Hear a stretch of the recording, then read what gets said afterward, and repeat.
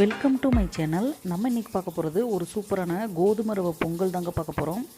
நார்மலாக ரைஸ் பொங்கல் இதெல்லாம் சாப்பிட்றதுக்கு இந்த சம்மர் டைமில் கோதுமை ராகி இந்த மாதிரி நிறைய சேர்த்து சாப்பிட்டோம்னா வெயிட் லாஸுக்கு ரொம்ப நல்லது. இது எப்படி பண்ணலான்னு பார்க்கலாம் வாங்க. இப்போ நான் 1 டம்ளர் அளவுக்கு கோதுமை ரவையை எடுத்து ஊற வச்சுருக்கேன். அதுக்கு 1/2 டம்ளர் அளவுக்கு பாசி பருப்பு, சிறுபருப்புன்னு சொல்லுவாங்களே, அது ஊற வச்சுருக்கேன். சப்போஸ் இதுக்கு ஆப்ஷனலாக இன்னொன்று பாசி பயிர் சேர்த்துக்கலாம் நீங்கள். இதே மாதிரி அது கலர் சேஞ்சாக இருக்கும். இதில் நான் பாசி பருப்பு 1/2 டம்ளரும் 1 டம்ளர் கோதுமை ரவை ஊற வச்சு நல்லா ஒரு 15 நிமிஷம் ஊற வச்சு எடுத்து வச்சுருக்கேன். அது கூடையே வேக போடுறதுக்கு ஒரு தக்காளி, கொஞ்சமாக 4-5 சின்ன வெங்காயம் எடுத்து வச்சுருக்கேன். இப்போ இதை நல்லா கழுவிட்டு 2-3 டைம் நல்லா கழுவிக்கோங்க. கழுவி ஊற வச்சதை ஒரு குக்கரில் போட்டு ஒரு 2 விசில் விட்டு நல்லா வேக வச்சு எடுத்துக்கலாம். இப்போ நம்ம அதை நல்லா அலசிட்டு அந்த கோதுமை ரவை ஊற வச்சதை குக்கரில் சேர்த்துக்கிறேன். இதில் நார்மலாக நீங்கள் பொங்கலுக்கு எவ்வளோ தண்ணி ஊற்றுவீங்களோ அதை விட ஒரு 1/2 டம்ளர் சேர்த்து ஊற்றிக்கோங்க. சேர்த்து ஊற்றிக்கிட்டு அது கூடையே ஒரு தக்காளியை நான் கட் பண்ணி வச்சுருந்தேன், அதையும் இந்த வெங்காயத்தையும் அதில் போட்டுக்கோங்க. நல்லா வெந்ததுக்கப்புறம் மசிஞ்சிருங்க. மசிஞ்சதுக்கப்புறம் நல்லா சூப்பராக இருக்கும். தேவையான அளவு உப்பு சேர்த்து ஒரு 2 விசில் விட்டு வேக வச்சு எடுத்துக்கோங்க. இப்போ ஒரு கடாயில் நெய் ஊற்றிருக்கேன். நெய் நல்லா உருகட்டும். நெய் கொஞ்சம் உருக ஆரம்பித்ததுக்கப்புறம் நம்ம ஒன்றா சேர்த்துக்கலாம்.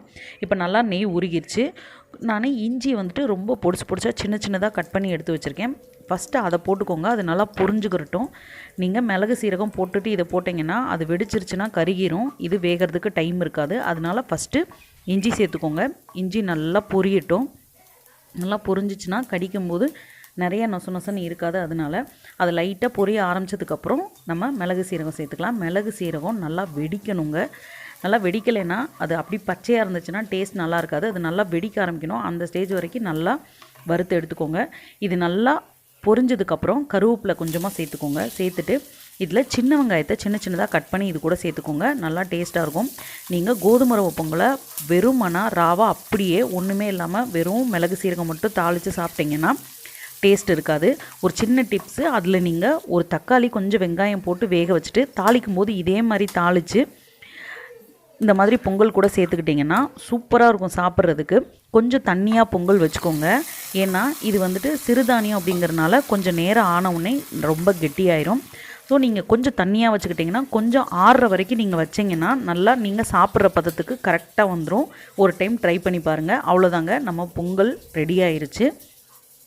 இந்த மாதிரி கொஞ்சம் நேரம் மூடி வச்சுட்டு எடுத்துட்டிங்கன்னா சூப்பராக பொங்கல் ரெடி ஆயிரும். வீட்டில் ட்ரை பண்ணி பார்த்துட்டு எப்படி இருக்குன்னு சொல்லுங்கள். இதே மாதிரி இன்னொரு வீடியோவில் மீட் பண்ணுவோம். Thank you so much.